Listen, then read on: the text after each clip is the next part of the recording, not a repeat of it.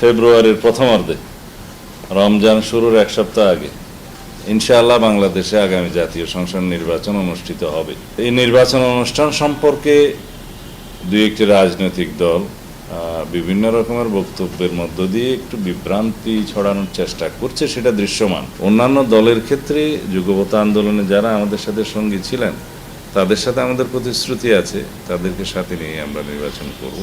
এমনকি আগামী দিনে যদি আমরা সরকার গঠনের সুযোগ পাই, তারাও সরকারের অংশ হিসেবে থাকবেন। আরেকটা বিষয় হচ্ছে, অন্যান্য রাজনৈতিক দলের ক্ষেত্রে জোটের মধ্যে আমরা আনবো কিনা নির্বাচনী জোটে, সেখানে আমরা বলেছি যে বেশ কয়েকটি ইসলামী দলের সাথে আমাদের আলোচনা আছে, আলোচনা চলছে, যারা বাংলাদেশের একটা বিশাল জনগোষ্ঠীর প্রতিনিধিত্ব করে। কোনো যৌক্তিক কারণ যদি থাকে তারা সেটা সংশ্লিষ্ট সকল কর্তৃপক্ষের সাথে আলোচনা করতে পারে।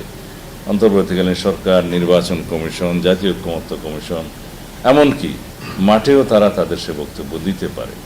কিন্তু আগামীর নির্বাচন যারা বয়কট করবে বিভিন্ন ঠুনকো বাহানায়, তারা বাংলাদেশের জাতীয় রাজনীতি থেকে ভবিষ্যতে নিজেরাই মাইনাস হয়ে যাওয়ার একটা সম্ভাবনা থাকবে।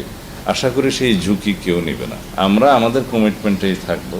বিএনপির পক্ষ থেকে আমরা যেটা প্রস্তাব দিয়েছি যে আসন্ন জাতীয় সংসদ নির্বাচনেও 5% সরাসরি ভোটের ক্ষেত্রে 300 সিটের মধ্যে 5% মহিলাদেরকে সরাসরি নির্বাচনের জন্য আমরা মনোনয়ন দেব।